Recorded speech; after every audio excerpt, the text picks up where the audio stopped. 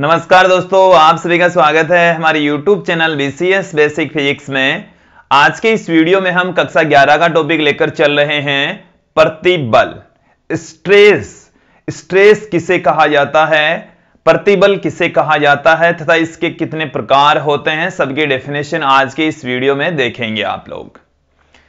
देखिए दोस्तों, प्रतिबल किसे कहा जाता है, डेफिनेशन सुन लीजिए कि किसी पदार्थ के प्रति एकांक क्षेत्रफल पर लगने वाला बल प्रतिबल कहलाता है। एक बार फिर से सुन लीजिए, किसी पदार्थ के प्रति एकांक क्षेत्रफल पर लगने वाला बल प्रतिबल कहलाता है। हम दाब को भी सिमिलर तरीके से ही परिभाषित करते हैं, बट दाब और प्रतिबल में डिफरेंस होता है, अंतर होता है, और उस अंतर को हम इस वीडियो के अंत में आप लोगों को बताएंगे, समझाएंगे, क्योंकि पहले हमें प्रतिबल को अच्छे से समझना है, तब हम दाब और प्रतिबल में डिफरेंस कर पाएंगे। देखिए दोस्तों, प्रतिबल किसी पदार्थ वस्तु के प्रति एकांक क्षेत्रफल पर लगने वाला बल होता है, और यह 3 प्रकार का होता है। अनुदैर्ध्य प्रतिबल, दूसरा जो प्रकार है वो है आयतन प्रतिबल, और जो तीसरा प्रकार है वो है स्पर्शीय प्रतिबल या अपरूपण प्रतिबल। एक एक करके हम इन तीनों को भी परिभाषित करेंगे। सर्वप्रथम हम यहां पर देखते हैं प्रतिबल की डेफिनेशन क्या है, प्रतिबल किसे कहा जाता है।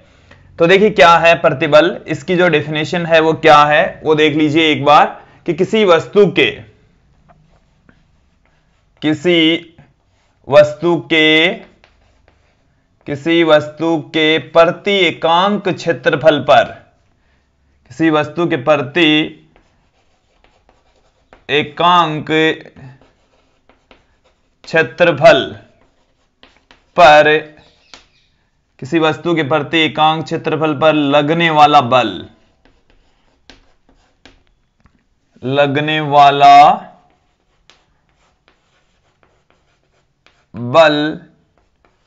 प्रतिबल कहलाता है। प्रतिबल कहलाता है। तो देखिए दोस्तों, इसको हम किस तरीके से लिख सकते हैं।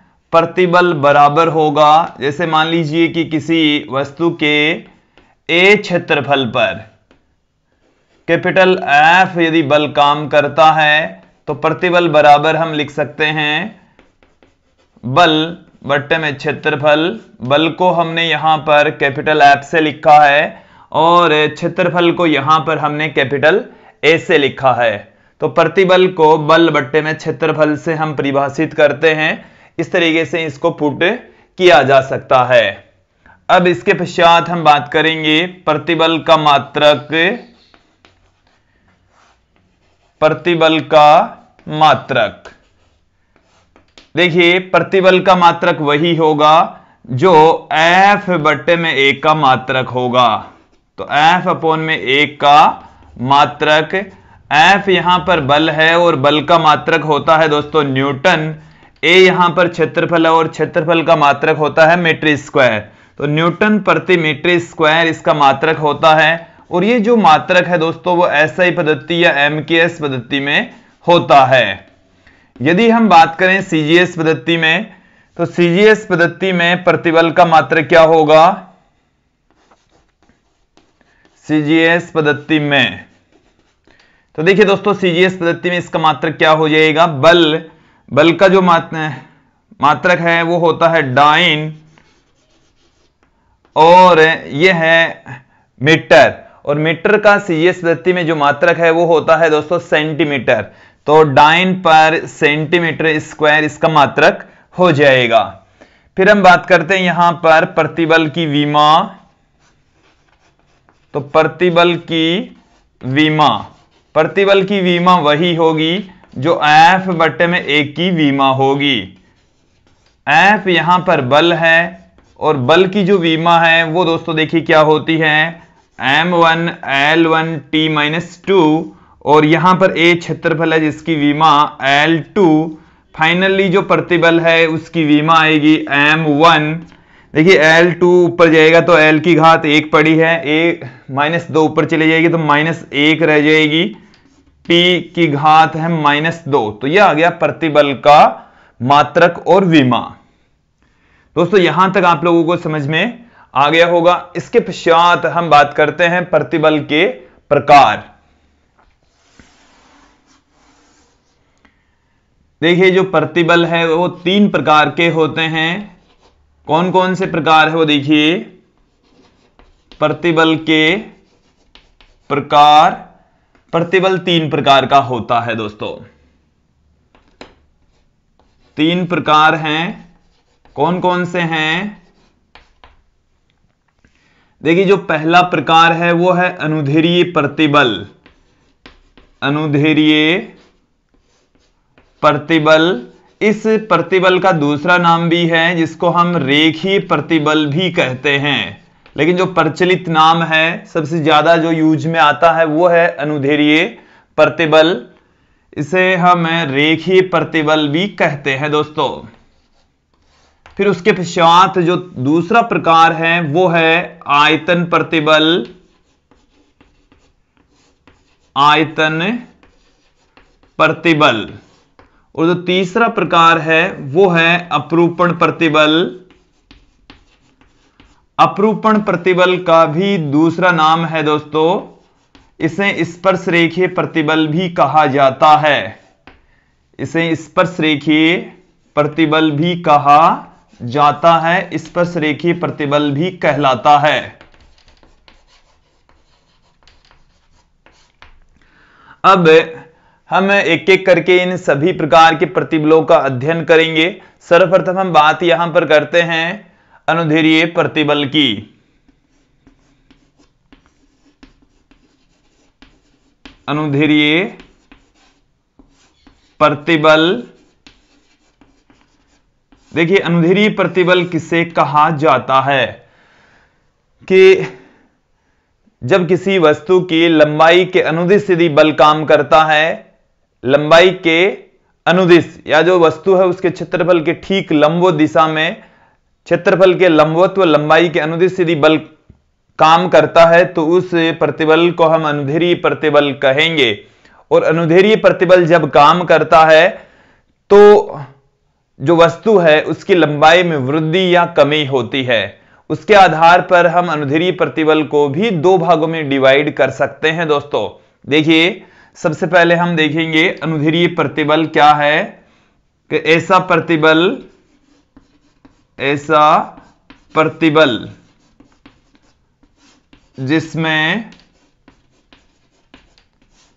जिसमें वस्तु पर लगने वाला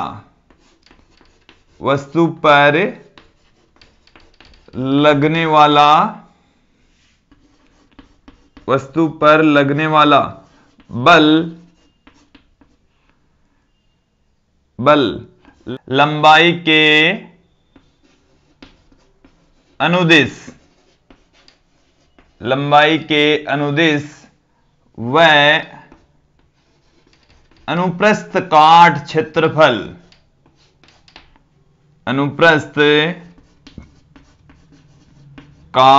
क्षेत्रफल के लंबवत हो, अनुदैर्ध्य प्रतिबल कहलाता है।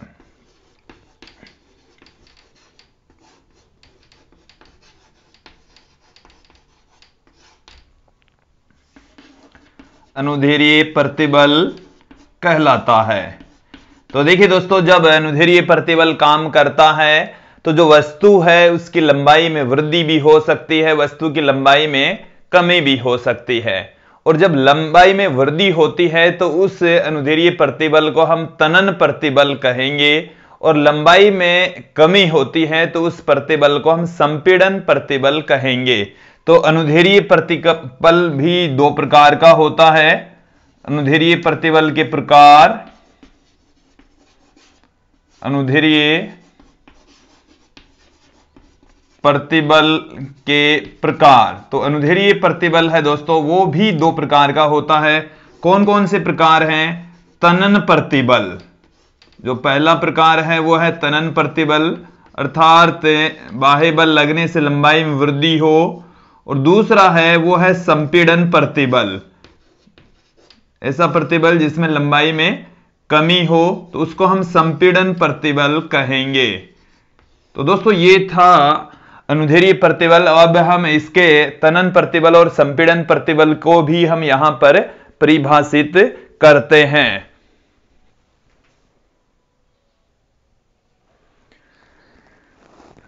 दोस्तों अब यहां पर हम बात करेंगे अनुदैर्ध्य प्रतिबल के प्रकार। अनुदैर्ध्य प्रतिबल दो प्रकार का होता है और उसमें हम दोनों प्रकारों को हम यहां पर देखने वाले हैं। तो अनुदैर्ध्य प्रतिबल के प्रकार, और जो पहला प्रकार है वो है तनन प्रतिबल।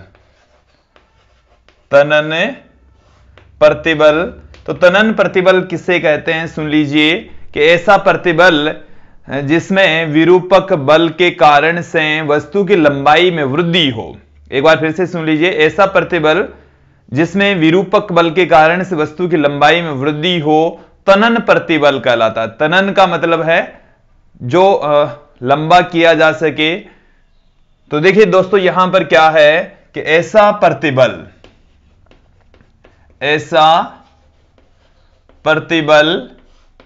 जिसमें विरूपक बल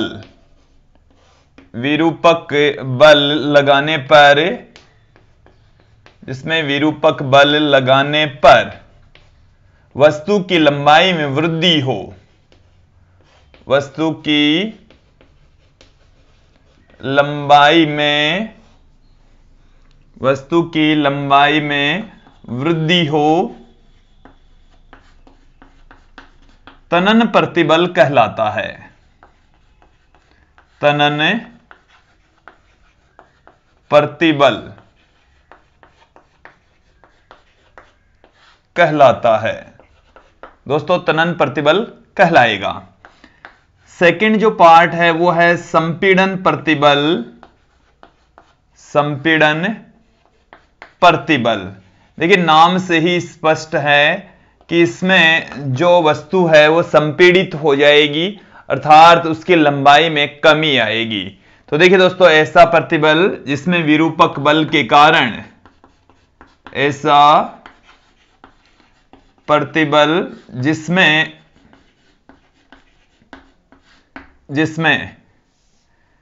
विरूपक बल के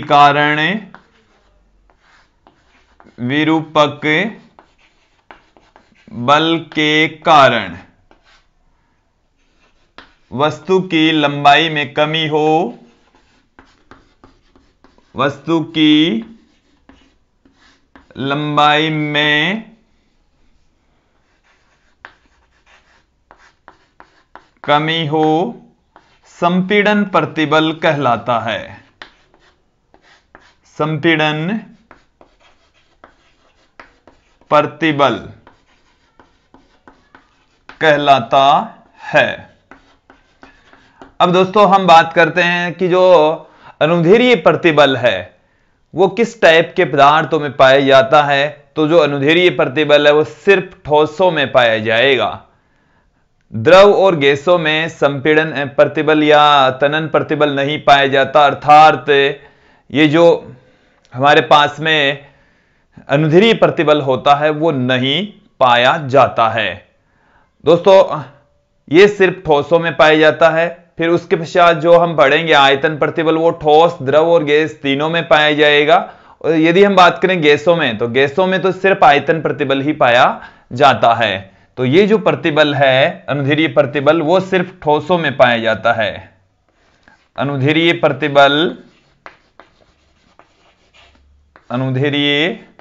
प्रतिबल सिर्फ ठोसों में पाया जाता है। सिर्फ ठोसों में पाया जाता है। सिर्फ ठोसों में पाया जाता है दोस्तों। फिर हम इसके पश्चात प्रतिबल का जो दूसरा प्रकार है वो यहां पर देखते हैं आयतन प्रतिबल। कि देखिए आयतन प्रतिबल क्या होता है। सेकंड जो पार्ट है प्रतिबल का वो है आयतन प्रतिबल। आयतन प्रतिबल। देखिए नाम से ही स्पष्ट है कि जो पृष्ठ है उसके लंबवत काम करता है, जिसके कारण से वस्तु के आयतन में परिवर्तन हो जाता है, आयतन में वृद्धि या कमी हो जाती है, आयतन प्रतिबल कहलाता है। डेफिनेशन सुन लीजिए कि ऐसा प्रतिबल जो वस्तु के पृष्ठ के लंबवत काम करता हो, वस्तु के पृष्ठ के सभी बिंदुओं पर एक साथ में काम करता हो और उसके कारण से वस्तु के आयतन में परिवर्तन हो जाए। आयतन में वृद्धि हो सकती है, आयतन में कमी भी हो सकती है। तो यहां पर देखिए कि ऐसा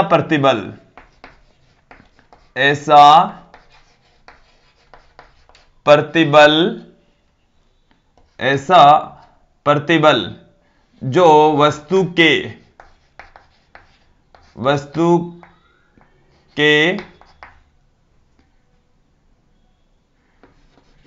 पृष्ठ के सभी बिंदुओं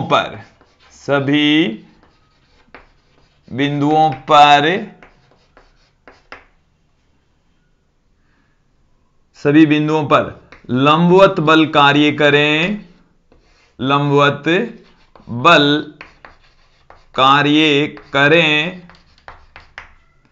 जिससे वस्तु के आकार, या हम कह सकते हैं जिससे वस्तु के आयतन में परिवर्तन आ जाए, आयतन में परिवर्तन कमी या वृद्धि हो जाए, आयतन प्रतिबल कहलाता है। आयतन प्रतिबल कहलाता है दोस्तों।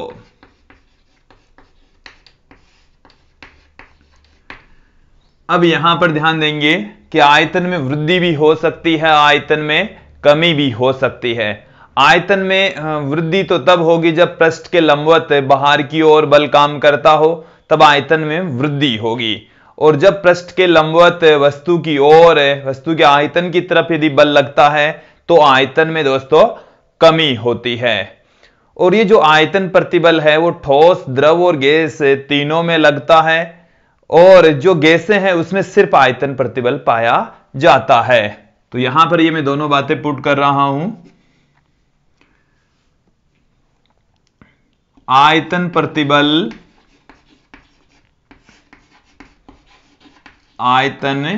प्रतिबल ठोस, द्रव व गैस तीनों में पाया जाता है,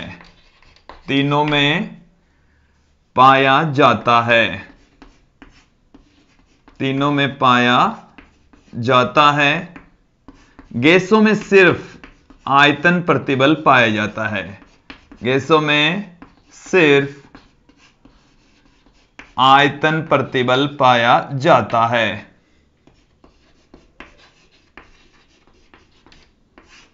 आयतन प्रतिबल पाया जाता है। दोस्तों आयतन प्रतिबल किस तरीके से क्रिएट होता है वो एक डायग्राम से समझेंगे हम। ये जैसे हमारे पास में कोई वस्तु है और इस वस्तु के पृष्ठ के प्रत्येक बिंदु पर पृष्ठ के लंबवत बल काम करता है। ये जो बल है वो पृष्ठ के लंबवत अंदर की ओर हो सकता है, पृष्ठ के लंबवत बाहर की ओर भी हो सकता है। यदि इस तरीके से बल काम करते हैं तो वस्तु के आयतन में कमी आ जाती है, और इस तरीके से जो आयतन है उसमें कमी आएगी। जो वस्तु की अंतिम स्थिति है, अंतिम जो पोजीशन है वो ये है। ये तो है प्रारंभिक स्थिति, वस्तु की प्रारंभिक स्थिति, प्रारंभिक आकार है, और यह है अंतिम सिचुएशन, अंतिम स्थिति में वो इस पोजीशन में पहुंच जाएगा। यदि इस स्थिति में जो आयतन है प्रारंभिक स्थिति में वो यदि v0 है, अंतिम स्थिति में जो आयतन है वो v है, तो देखिए दोस्तों यहां पर जो आयतन है उसमें कमी आ जाएगी।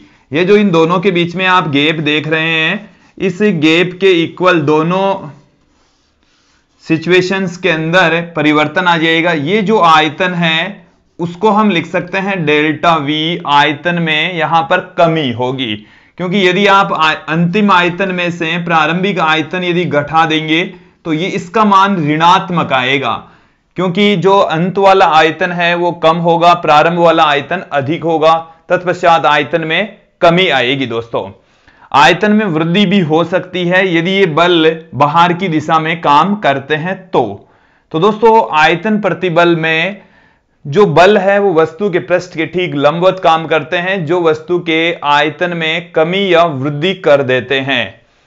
इसके पश्चात हम प्रतिबल का जो अंतिम प्रकार है वो यहां पर देखते हैं।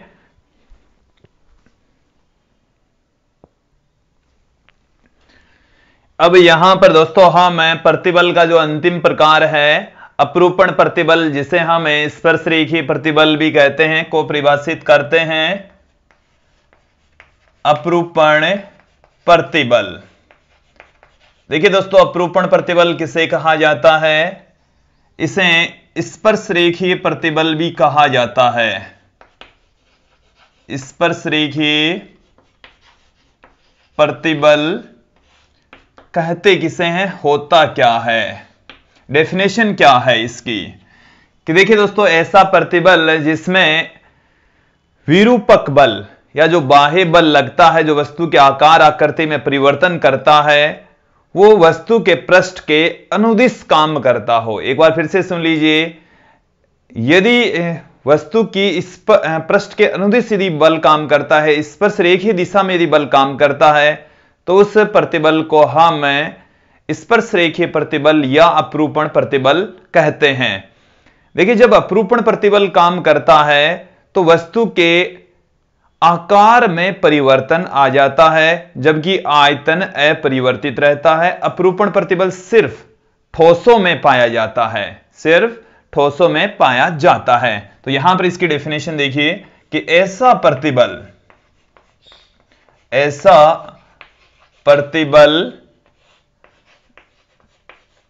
जिसमें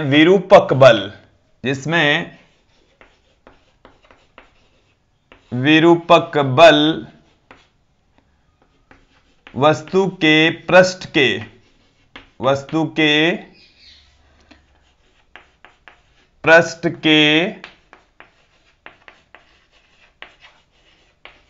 अनुदिश, वस्तु के पृष्ठ के अनुदिश कार्यरत हो, अपरूपण प्रतिबल कहलाता है।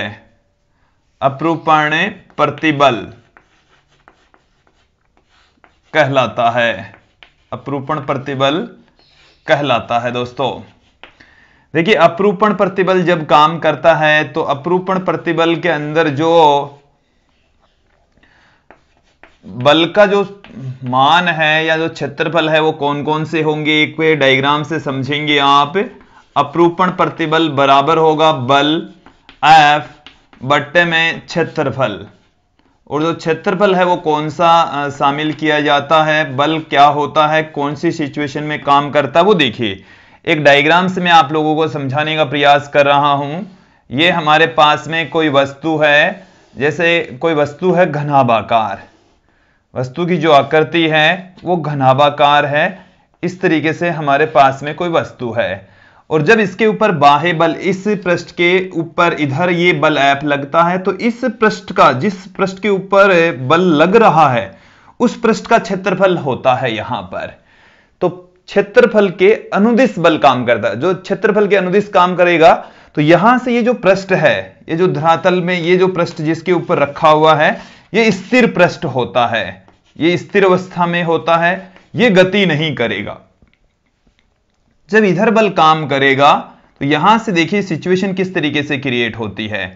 ऐसे ये थोड़ा सा अपने बल की दिशा में थोड़ा सा विस्थापित हो जाएगा, ये वाला फलक आगे खिसक जाएगा, और इस तरीके से सिचुएशन क्रिएट होती है। जो आकृति है वो इस तरीके से बदल जाती है, परिवर्तित हो जाती है। होता है वो क्षेत्रफल के स्पर्शरेखीय दिशा में होता है, और जिस पृष्ठ के ऊपर बल लगता है उसके क्षेत्रफल से उस बल को डिवाइड करने पर अपरूपण प्रतिबल आप लोगों को प्राप्त होगा। तो अपरूपण प्रतिबल से संबंधित कुछ महत्वपूर्ण बातें सुन लीजिए कि विरूपक बल सदैव क्षेत्रफल के अनुदिश काम करता है और अपरूपण प्रतिबल की स्थिति में जो वस्तु है उसके आकार में परिवर्तन हो जाता है, आयतन में कोई परिवर्तन नहीं होता। यह सिर्फ ठोसों पर काम करता है। तो यहां पर जो महत्वपूर्ण बातें हैं वो आप लोगों के सामने रख देता हूं कि जो विरूपक बल है, विरूपक बल क्षेत्रफल के अनुदिश काम करता है, क्षेत्रफल के अनुदिश, क्षेत्रफल के अनुदिश कार्य करता है, कार्य करता है। दूसरी महत्वपूर्ण बात देखेंगे, अपरूपण प्रतिबल सिर्फ ठोसों में क्रिएट होता है। अपरूपण प्रतिबल सिर्फ ठोसों में होता है और अपरूपण प्रतिबल से वस्तु के आकार में परिवर्तन आ जाता है। इस प्रतिबल से वस्तु के आकार में परिवर्तन आ जाएगा, लेकिन वस्तु के आयतन में कोई परिवर्तन नहीं आएगा। तो इस प्रतिबल से वस्तु के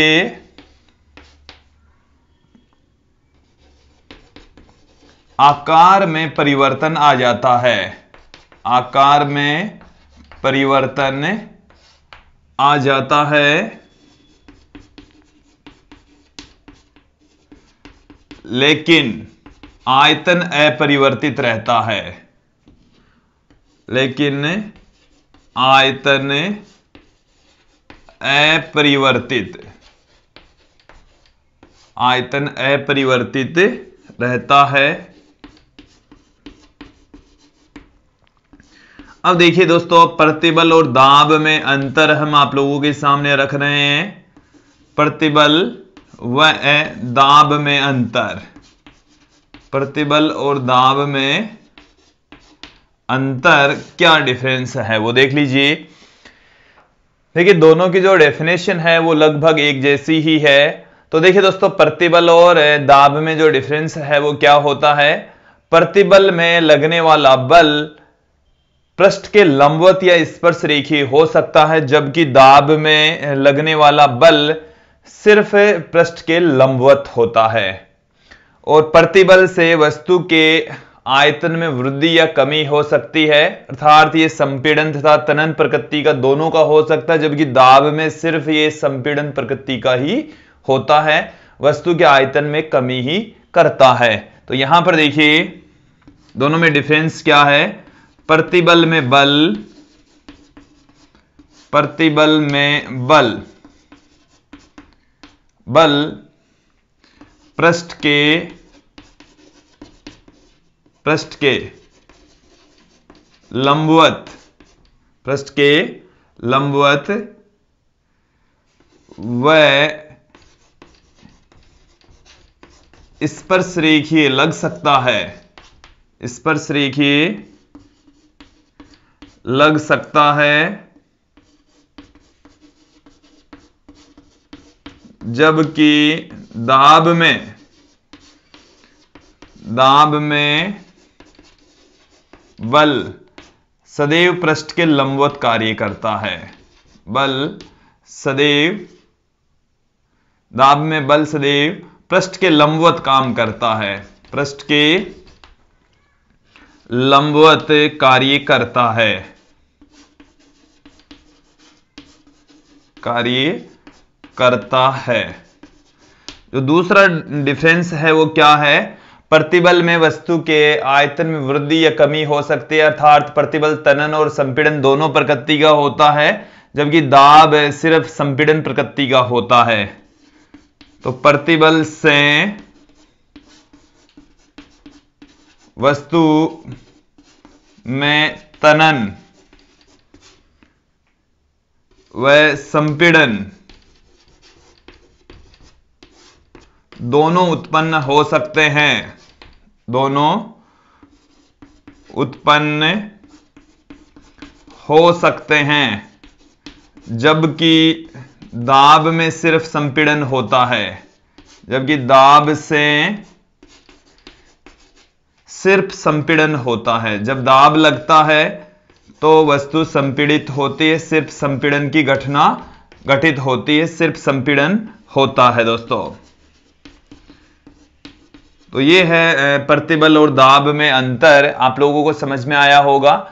हमने इस वीडियो में देखा प्रतिबल क्या होता है, प्रतिबल कितनी प्रकार का होता है, दाब तथा प्रतिबल में अंतर भी हमने यहां पर देखा।